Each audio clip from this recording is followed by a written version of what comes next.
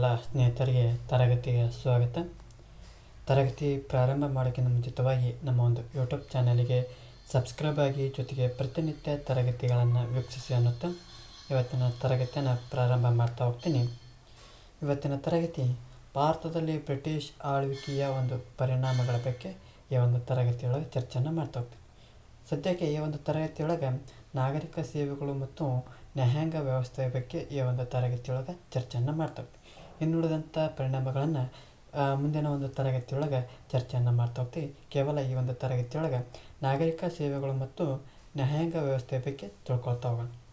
ಮೊದಲನೇದಾಗಿ ನಾಗರಿಕ ಸೇವೆಗಳು ಅಂತ ನೋಡೋಣ.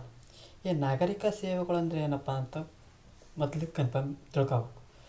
ಏನು ನಾವು ನಮ್ಮ ಒಂದು ಇತ್ತೀಚೆಗೆ ಹಲವಾರು ಸ್ಪರ್ಧಾರ್ಥಿಗಳು ಉತ್ತಮವಾದಂಥ ಒಂದು ನೌಕರಿ ಇಡಬೇಕಂತ ಮಾಡಿ ಏನು ಮಾಡ್ತಾ ಹೋಗ್ತಾರೆ, ಪರೀಕ್ಷೆಗಳ ಸಿದ್ಧತೆ ಯಾವ ರೀತಿ ಅಖಿಲ ಭಾರತ ಸೇವೆಗಳು ಅಂತ ನಾಗರಿಕ ಸೇವೆಗಳಿಗೆ ಏನಾಗ್ತಾ ಇದ್ದಾರೆ, ಸಿದ್ಧರಾಗ್ತಾರೆ, ತಯಾರಿಯನ್ನು ನಡೆಸ್ತಾ ಇದ್ದಾರೆ.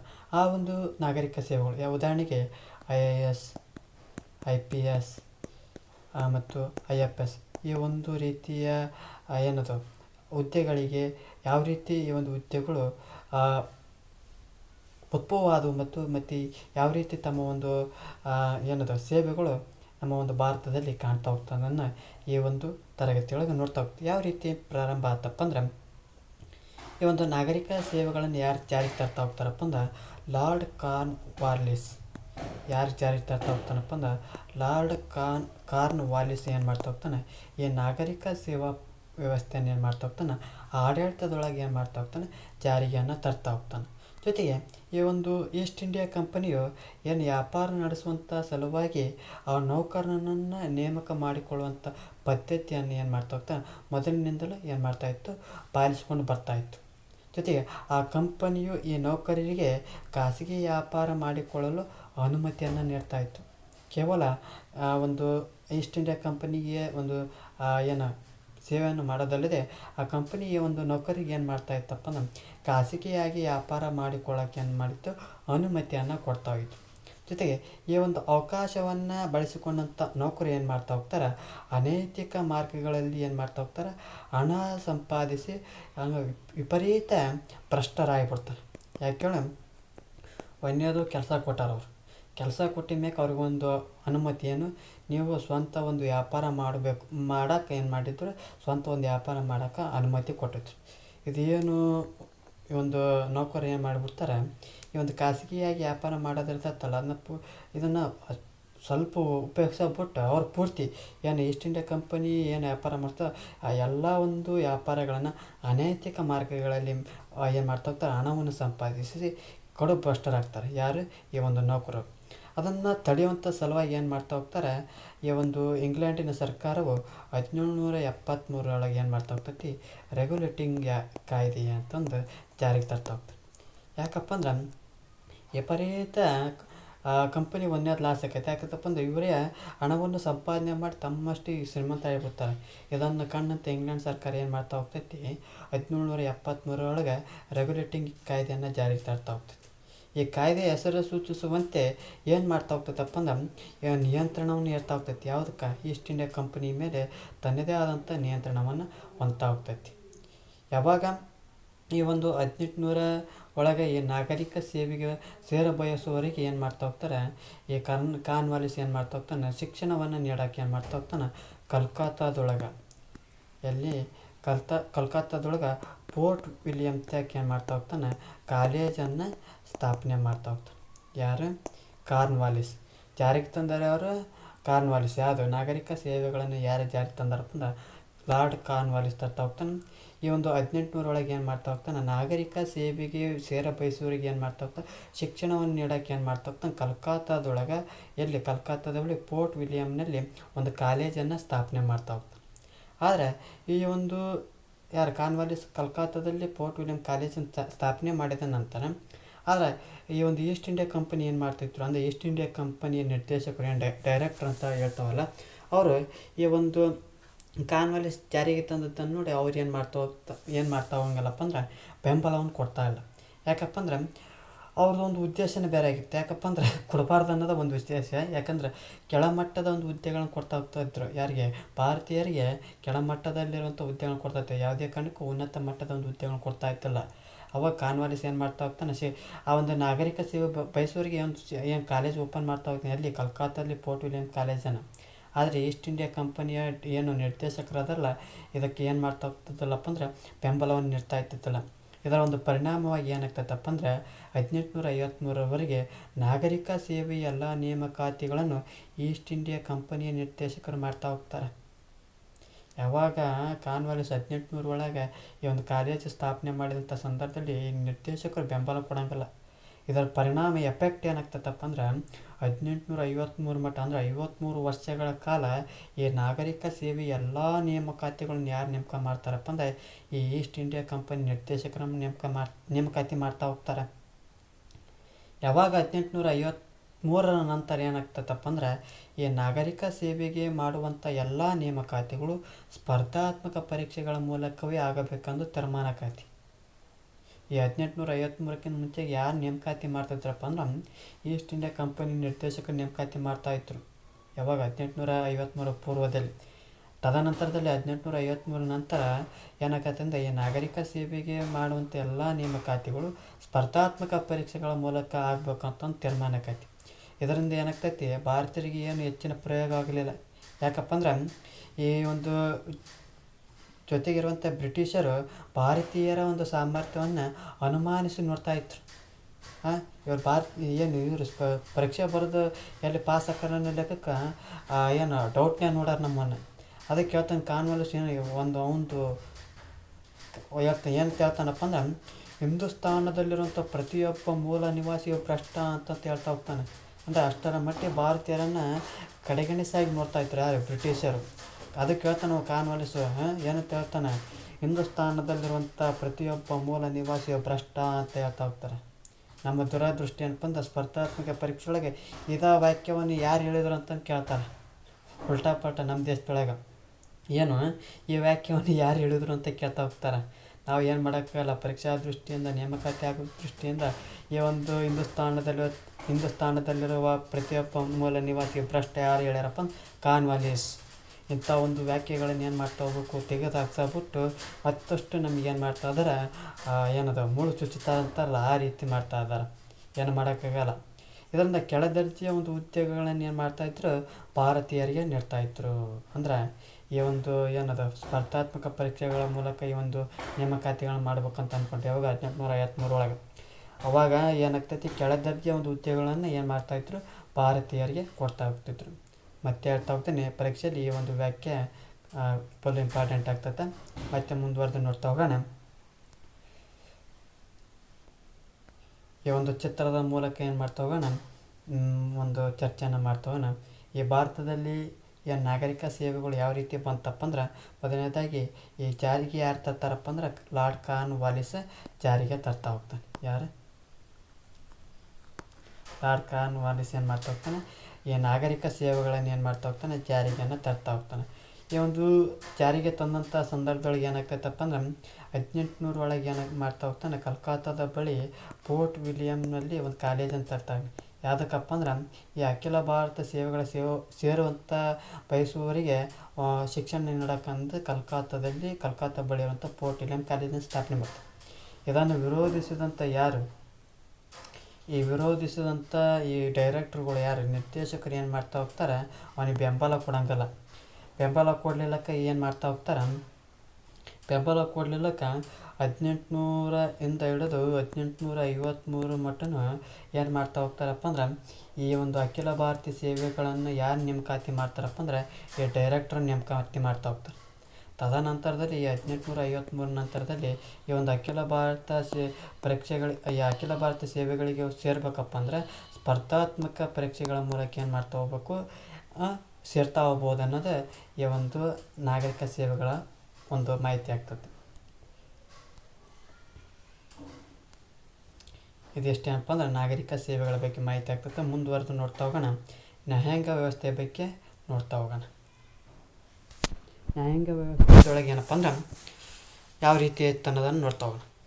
ಮೊಘಲರಿಂದ ಬ್ರಿಟಿಷರಿಗೆ ಹಂತವಾಗಿ ಅಧಿಕಾರ ಹಸ್ತಾಂತರದ ಒಂದು ಸಂಕ್ರಮಣ ಕಾಲದಲ್ಲಿ ಹೊಸ ನ್ಯಾಯಾಂಗ ವ್ಯವಸ್ಥೆಯು ಭಾರತದಲ್ಲಿ ಬೇರು ಬಿಡಲು ಆರಂಭವಾಯಿತು.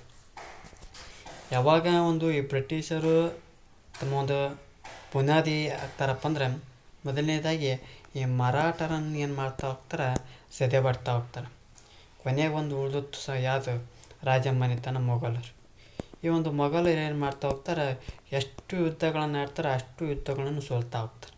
ಹಾಗಾಗಿ ಈ ಮೊಘಲರ ಒಂದು ಕಡಿಮೆ ಅವರ ಒಂದು ದೌರ್ಬಲ್ಯ ಏನಾಗ್ತೈತಿ ಗೊತ್ತಾಗ್ತೈತಿ. ಅವರ ಒಂದು ದೌರ್ಬಲ್ಯದ ಪ್ರದರ್ಶನ ಬ್ರಿಟಿಷರಿಗೆ ಗೊತ್ತಾಗ್ತೈತಿ.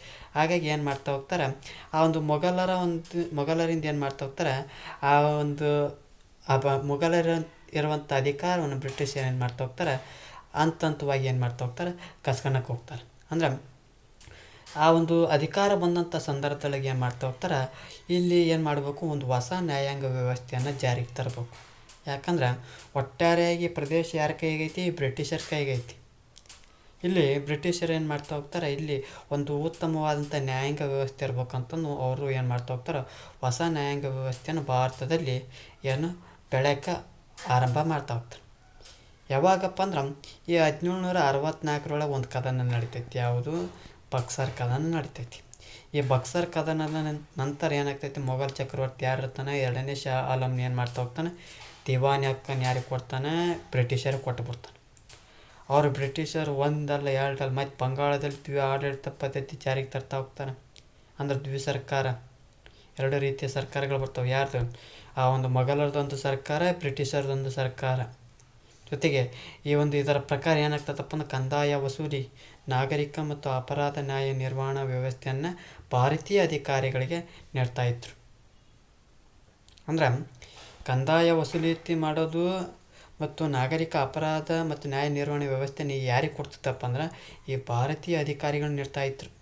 ಆ ವಸೂಲಾದಂಥ ಕಂದಾಯದ ನಿರ್ವಹಣಾ ಆಡಳಿತವನ್ನು ಯಾರು ನೋಡ್ತದಪ್ಪ ಅಂದ್ರೆ ಬ್ರಿಟಿಷರು ತಮ್ಮ ಬಳಿ ಇಟ್ಕೊತಿದ್ರು. ನೋಡಿ ಎಷ್ಟು ಶಾಣ್ಯರದಾರ ಅವರು. ಕಂದಾಯದ ಒಂದು ನಿರ್ವಹಣಾ ಈ ಒಟ್ಟಾರೆ ನಮ್ಮ ಭಾಷೆಗೆ ಹೇಳ್ಬೇಕು, ಕಂದಾಯ ಯಾರಿಗಪ್ಪ ಅಂದ್ರೆ ಬ್ರಿಟಿಷರಿಗೆ. ಅಲ್ಲಿ ಪಂಚಾಯತಿ ಮಾಡೋರು ಯಾರಪ್ಪ ಅಂದ್ರೆ ಈ ಮೊಘಲರಿಗೆ. ಈ ರೀತಿಯಾಗಿ ಮಾಡ್ಕೊಂಬಿಡ್ತಾರೆ. ಅಂದ್ರೆ ಸರ್ಕಾರ ಮಾಡ್ಕೊಂಬಿಡ್ತಾರೆ. ನೋಡಪ್ಪ, ನಿಮ್ದು ಕೆಲಸ ಏನಂದ್ರೆ ಒಂದೇದು ಇವೇನು ನಿಮ್ಮ ಓದಾವಲ್ಲ ಪಂಚಾಯತಿ ಮಾಡಿ ನೀವು ಮಾಡ್ಕ್ಯಾರಿ, ನಮ್ದೇನು ಕಂದಾಯ ವಸೂಲಿ ಮಾಡ್ಕೊಂಡು ನಾವು ಹೋಗ್ತೀವಿ ಅಂತಂದು ಮಾಡ್ಕೊಂಡಿದ್ರು. ತದನಂತರದಲ್ಲಿ ಏನಾಕೈತಪ್ಪ ಅಂದ್ರೆ ಆ ಬ್ರಿಟಿಷರು ಹೆಚ್ಚು ಕೇಂದ್ರೀಕೃತವಾದಂಥ ನ್ಯಾಯಾಂಗ ಪದ್ಧತಿಯನ್ನು ಜಾರಿಗೆ ತರಬೇಕಂತ ನಿರ್ಧಾರ ಮಾಡ್ತಾ ಹೋಗ್ತಾರೆ. ಅಂದ್ರೆ ಈ ಭಾರತೀಯ ಅಧಿಕಾರಿಗಳು ಏನು ಕೊಟ್ಟೆ, ಅದನ್ನೊಂದು ಪಂಚಾಯತಿ ಮಾಡೋಕೆ ಕೊಟ್ಬಿಟ್ಟೆ. ಅಂದ್ರೆ ನಾಗರಿಕ ಮತ್ತು ಅಪರಾಧ ನ್ಯಾಯ ನಿರ್ವಹಣೆ ಮಾಡಿ ಕೊಟ್ಬಿಟ್ಟೆ. ಅದನ್ನು ನಮ್ಮ ತ್ಯಾಗ ಕೇಳ್ಕೊಬೇಕಂದು ಏನು ಮಾಡ್ತಾ ಹೋಗ್ತಾರೆ, ಹೆಚ್ಚು ಕೇಂದ್ರೀಕೃತವಾದಂಥ ನ್ಯಾಯಾಂಗ ಪದ್ಧತಿಯನ್ನು ಜಾರಿಗೆ ತರಬೇಕಂತ ನಿರ್ಧಾರ ಮಾಡ್ಕೊಂತಾರೆ. ಈ ಹೆಚ್ಚಂದ ಏನಾಕತಿ, ಆ ಬ್ರಿಟಿಷರು ಮೊಘಲರ ಅಧಿಕಾರವನ್ನು ಹಿಂದಕ್ಕೆ ಸರಿಸಿ ತಾವೇ ಸಾರ್ವಭೌಮರಾಗ್ತಾರೆ. ಯಾಕೇಳ ಸರ್ಕಾರ ಮಾಡಿ ಇವರು ಒಂದು ಕೆಲಸ ಕೊಟ್ಟಿದ್ರು, ಈಗ ಅದನ್ನು ಕಸನಕತ್ತಾರೆ. ಕಸ್ಕೊಂಡು ಏನು ಒಂದು ರೀತಿಯ ಸಾರ್ವಭೌಮ ಆಡಳಿತವನ್ನು ನೋಡೋಕೆ ಕಾಣ್ತೇವೆ. ಇದನ್ನೇನಂತ ಕರಿತಪ್ಪ, ಹೊಸ ನ್ಯಾಯಾಂಗ ವ್ಯವಸ್ಥೆಯನ್ನು ಜಾರಿಗೆ ತರುವುದರ ಮೂಲಕ ಏನು ಮಾಡ್ತಾ ಹೋಗ್ತಾರೆ, ಸಾಧಿಸ್ತಾ ಹೋಗ್ತಾರೆ. ಯಾವ ರೀತಿಯಪ್ಪ ಅಂದ್ರೆ ಈ 1772 ಗವರ್ನರ್ ಆಗಿ ಬರ್ತಾ ಹೋಗ್ತಾರೆ. ಯಾರು, ವಾರನ್ ಹೆಸ್ಟಿಂಗ್ಸ್ ಬರ್ತಾ ಹೋಗ್ತಾನೆ. ಯಾವಾಗ, 1772 ಈ ವಾರನ್ ಹೆಸ್ಟಿಂಗ್ಸನ್ನು ಜಾರಿಗೆ ಬರ್ತಾ ಹೋಗ್ತಾನೆ. ಯಾವಾಗ, 1772 ಗವರ್ನರ್ ಯಾರು ಬರ್ತಾ ಹೋಗ್ತಾನಪ್ಪ ಅಂದ್ರೆ ಇದು ವಾರನ್ ಹೆಸ್ಟಿಂಗ್ಸನ್ ಬರ್ತಾ ಹೋಗ್ತಾನೆ. ಇವನು 2 ರೀತಿಯ ಒಂದು ನ್ಯಾಯಾಲಯಗಳನ್ನು ತರ್ತಾ ಹೋಗ್ತಾನೆ. ಯಾವುದಪ್ಪ ಅಂದ್ರೆ ದಿವಾನಿ ಅದಾಲತ್ ಮತ್ತು ಫೌಜದಾರಿ ಅದಾಲತ್. ದಿವಾನಿ ಅದಾಲತ್ ಮತ್ತು ಫೌಜದಾರಿ ಅದಾಲತ್ ಅಂತ 2 ರೀತಿಯ ನ್ಯಾಯಾಂಗ ವ್ಯವಸ್ಥೆಯನ್ನು ತರ್ತಾ ಹೋಗ್ತಾನೆ. ಎಲ್ಲಿ, ಪ್ರತಿ ಜಿಲ್ಲೆಯಲ್ಲಿ ಕೂಡ 2 ರೀತಿಯ ನ್ಯಾಯಾಲಯಗಳನ್ನು ಜಾರಿಗೆ ತರ್ತಾ ಹೋಗ್ತಾನೆ. ಪ್ರತಿ ಜಿಲ್ಲೆಯೊಳಗೆ 2 ರೀತಿಯ ನ್ಯಾಯಾಲಯಗಳು ಇರ್ತವೆ. ಯಾವುದು, ಒಂದನೇದು ದಿವಾನಿ ಅದಾಲತ್, 2ನೇದು ಫೌಜದಾರಿ ಅದಾಲತ್ ಅಂತ ನೋಡ್ತಾ ಹೋಗ್ತಾನೆ. ದಿವಾನಿ ಅದಾಲತ್ ಏನು ಕೆಲಸ ಮಾಡ್ತದಪ್ಪ ಅಂದ್ರೆ ಈ ನಾಗರಿಕ ಒಂದು ನ್ಯಾಯಾಲಯಗಳು ಅಂದ್ರೆ ಸಿವಿಲ್ ಕೋರ್ಟ್ ಅಂತ ಕರಿತಾವಲ್ಲ ಅವು. ಈ ಫೌಜದಾರಿ ಅದಾಲತ್ ಅಂದರೆ ಏನಪ್ಪ ಅಂದ್ರೆ ಕ್ರಿಮಿನಲ್ ಕೋರ್ಟ್, ಅಪರಾಧ ನ್ಯಾಯಾಲಯಗಳು, ಕೊಲೆ, ದೊರಡೆ, ಸುಲಿಗೆ ಇಂಥವು ಮಾಡಿದಪ್ಪ ಅಂದ್ರೆ ಈ ಒಂದು ಫೌಜದಾರಿ ಅದಾಲತ್ನೊಳಗೆ ನೋಡ್ತಾ ಹೋಗ್ತಾರೆ. ಈ ಒಂದು ವಾಲ ಸಮಸ್ಯೆ ಅಂತ ಇತ್ತಪ್ಪ ಅಂದ್ರೆ ದಿವಾನಿ ಅದಾಲತ್ನೊಳಗೆ ಈ ಒಂದು ನ್ಯಾಯಾಲಯದೊಳಗೆ ನೋಡ್ತಾ ಹೋಗ್ತೀವಿ. ಜೊತೆಗೆ ಈ ಒಂದು ನಾಗರಿಕ ನ್ಯಾಯದಾನದ ಒಂದು ಸಂದರ್ಭದೊಳಗೆ ಏನು ಮಾಡ್ತಿದ್ದಪ್ಪ ಅಂದ್ರೆ ಯಾವ ರೀತಿ ನ್ಯಾಯವನ್ನು ಕೊಡ್ತಾ ಇದ್ರಪ್ಪ ಅಂದ್ರೆ ಹಿಂದೂಗಳಿಗೆ ಆದಪ್ಪ ಅಂದ್ರೆ ಹಿಂದೂ ಶಾಸ್ತ್ರ ಗ್ರಂಥಗಳ ಪ್ರಕಾರ ಮುಸ್ಲಿಮರಿಗೆ ಶರಿಯತ್ ಕಾನೂನುಗಳ ಪ್ರಕಾರ ಏನು ಮಾಡ್ತಾಯಿದ್ರು ನ್ಯಾಯದಾನವನ್ನು ಕೊಡ್ತಾಯಿದ್ರು. ಯಾಕಪ್ಪ ಅಂದ್ರೆ ಭಾರತದಲ್ಲಿ ಹಿಂದೂ ಮತ್ತು ಮುಸ್ಲಿಮರು ಅತಿ ಹೆಚ್ಚು ಸಂಖ್ಯೆಯಲ್ಲಿ ಇರ್ತಿದ್ದು. ಹಾಗಾಗಿ ಈ ಒಂದು ಅವರ ಒಂದು ಧರ್ಮಗಳ ಪ್ರಕಾರವಾಗಿ ನಾವು ನ್ಯಾಯವನ್ನು ಕೊಟ್ಟರೆ ಉಳ್ಕೊಂತೇವೆ, ಇಲ್ಲಕ್ಕಂದ್ರೆ ಅದನ್ನು ಏನು ಮಾಡೋಕೆ ತಪ್ಪಿ ಹಾಕೋಂತಂದು ಅವ್ರು ಏನು ಮಾಡ್ಬಿಡ್ತಾರೆ, ಆ ಹಿಂದೂಗಳಿಗೆ ಏನು ಮಾಡ್ತಾಯಿದ್ರು ಹಿಂದೂ ಶಾಸ್ತ್ರಗಳ ಪ್ರಕಾರ ನ್ಯಾಯವನ್ನು ಕೊಡ್ತಾಯಿದ್ರು. ಆ ಮುಸ್ಲಿಮರಿಗೆ ಶರಿಯತ್ ಕಾನೂನುಗಳ ಪ್ರಕಾರ ಏನು ಮಾಡ್ತಾಯಿದ್ರು ನ್ಯಾಯ ತೀರ್ಮಾನಗಳನ್ನು ಮಾಡ್ತಾಯಿದ್ರು. ಆದರೆ ಅಪರಾಧ ಪ್ರಕರಣಗಳು ಬಂದಾಗ ಏನು ಮಾಡ್ತಿದ್ದಪ್ಪ ಅಂದ್ರೆ ಎಲ್ಲರಿಗೂ ಇಸ್ಲಾಂ ಕಾನೂನುಗಳ ಅನುಸಾರ ಏನು ಮಾಡ್ತಾಯಿದ್ರು ವಿಚಾರಣೆಯನ್ನು ಮಾಡ್ತಾಯಿದ್ರು. ಏನು ಹಿಂದೂಗೂ ಮತ್ತು ಮುಸ್ಲಿಮರಿಗೆ ಏನು ಅವರೊಂದು ಇದ್ರ ಪ್ರಕಾರ ಕಾನೂನು ಕೊಡ್ತೀವಿ, ಯಾವಾಗ ಅದು ಎಲ್ಲಿ ಕೊಡ್ತಪ್ಪ ಅಂದ್ರೆ ಸಿವಿಲ್ ಕೋರ್ಟ್ನೊಳಗೆ. ಸಿವಿಲ್ ಅಂದರೆ ದಿವಾನಿ ಅದಾಲತ್ನೊಳಗೆ ನ್ಯಾಯ ತೀರ್ಮಾನಗಳನ್ನು ಮಾಡ್ತಾಯಿದ್ರು. ಯಾವಾಗ ಕ್ರಿಮಿನಲ್ ಪ್ರಕರಣಗಳು ಅಥವಾ ಅಪರಾಧ ಪ್ರಕರಣಗಳು ಬಂದಪ್ಪ ಅಂದ್ರೆ ಎಲ್ಲರೂ ಒಂದೇ ಸಮಯ ಯಾವ ರೀತಿ ಇಸ್ಲಾಂ ಕಾನೂನುಗಳ ಒಂದು ಅನುಸಾರ ವಿಚಾರಣೆಯನ್ನು ಮಾಡ್ತಾಯಿದ್ರು. ಕ್ರಮೇಣ ಏನು ಮಾಡ್ತಾ ಹೋಗ್ತಾರೆ, ಆ ಬ್ರಿಟಿಷ್ ಕಾನೂನುಗಳನ್ನು ಜಾರಿಗೊಳಿಸುವಂಥ ಮೂಲಕ ಅಪರಾಧ ಕಾನೂನುಗಳಲ್ಲಿ ಬದಲಾವಣೆಯನ್ನು ತರ್ತಾ ಹೋಗ್ತಾರೆ. ಆ ಒಂದು ನಾಗರಿಕ ನ್ಯಾಯಾಲಯಗಳು ಏನಾಗ್ತಾವಪ್ಪ ಅಂದ್ರೆ ಯುರೋಪಿನ ಜಿಲ್ಲಾಧಿಕಾರಿಗಳೊಂದು ಅಧ್ಯಕ್ಷತೆಯಲ್ಲಿ ಕಾರ್ಯನಿರ್ವಹಣೆ ಆಗ್ತಿದ್ವು. ಅಂದ್ರೆ ಈ ಒಂದು ನಾಗರಿಕ ನ್ಯಾಯಗಳು ಯಾವ ಸಿವಿಲ್ ಕೋರ್ಟ್ಸ್ ಆ ಯುರೋಪಿನ ಜಿಲ್ಲಾಧಿಕಾರಿಗಳ ಅಧ್ಯಕ್ಷತೆಯಲ್ಲಿ ಕಾರ್ಯನಿರ್ವಹಣೆ ಮಾಡ್ತಾಯಿದ್ರು.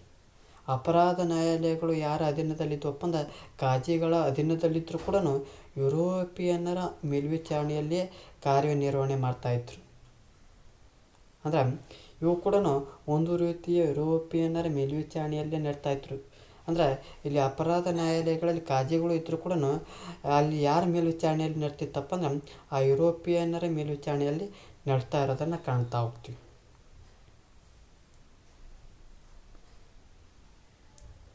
ಇದಿಷ್ಟೇನಪ್ಪ ಅಂದ್ರೆ ಈ ಒಂದು ನ್ಯಾಯಾಂಗ ವ್ಯವಸ್ಥೆಯ ಬಗ್ಗೆ ನೋಡ್ತಾ ಹೋಗ್ತೀವಿ.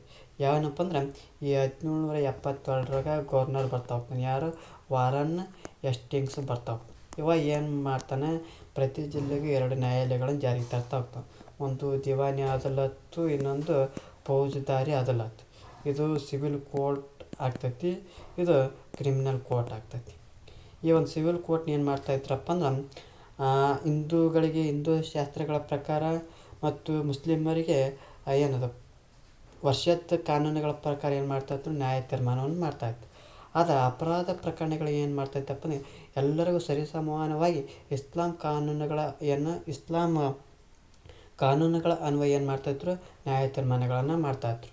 ಈ ಒಂದು ದಿವಾನಿ ಅದಾಲತ್ನ ಯಾರು ನೋಡ್ತಾಯಿತ್ತು, ಯುರೋಪಿಯನ್ನರ ಜಿಲ್ಲಾ ಅಧ್ಯಕ್ಷರ ನೇತೃತ್ವದಲ್ಲಿ ಏನಾಗ್ತಿತ್ತು ನ್ಯಾಯ ತೀರ್ಮಾನ ಆಗ್ತಿತ್ತು. ಈ ಅಪರಾಧ ಪ್ರಕರಣಗಳಲ್ಲಿ ಕಾಜಿಗಳ ಒಂದು ನೇತೃತ್ವದಲ್ಲಿ, ಜೊತೆಗೆ ಕಾಜಿಗಳ ಅಧೀನದಲ್ಲಿದ್ದರೂ ಕೂಡ ಮೇಲ್ವಿಚಾರಣೆ ಯಾರು ಮಾಡ್ತಿದ್ದಾರಪ್ಪ ಅಂದ್ರೆ ಯುರೋಪಿಯನ್ನರು ಮಾಡ್ತಾ ಹೋಗ್ತೈತಿ. ಇದಿಷ್ಟೇನಪ್ಪ ಅಂದ್ರೆ ಈ ಒಂದು ನ್ಯಾಯಾಂಗ ವ್ಯವಸ್ಥೆ ಬಗ್ಗೆ ನೋಡ್ತಾ ಹೋಗ್ತೀವಿ, ಬ್ರಿಟಿಷರ ಒಂದು ನ್ಯಾಯಾಂಗ ವ್ಯವಸ್ಥೆ ಬಗ್ಗೆ. ಈ ಒಂದು ತರಗತಿ ಎಷ್ಟಾಗಿತ್ತಪ್ಪ ಅಂದ್ರೆ ನಮ್ಮ ಒಂದು ಯೂಟ್ಯೂಬ್ ಚಾನಲ್ಗೆ ಸಬ್ಸ್ಕ್ರೈಬ್ ಆಗಿ, ಜೊತೆಗೆ ಒಂದು ತರಗತಿ ಎಷ್ಟಾಗಿತ್ತಪ್ಪ ಅಂದ್ರೆ ನಮ್ಮ ಒಂದು ವಿಡಿಯೋಗೆ ಲೈಕ್ ಮಾಡಿ, ಎಲ್ಲೈತೆ ಡಿಸ್ಲೈಕ್ ಮಾಡಿ. ಏನಾದರೂ ದೋಷಗಳು ಮತ್ತು ನಿಮ್ಮ ಒಂದು ಅಭಿಪ್ರಾಯಗಳನ್ನು ಕಮೆಂಟ್ ಬಾಕ್ಸ್ ಮೂಲಕ ತಿಳಿಸಿ ಅನ್ನುತ್ತಾ ಈ ಒಂದು ತರಗತಿಯನ್ನು ಮುಗಿಸ್ತಾ ಇದ್ದೀನಿ. ಎಲ್ಲರಿಗೂ ಧನ್ಯವಾದಗಳು.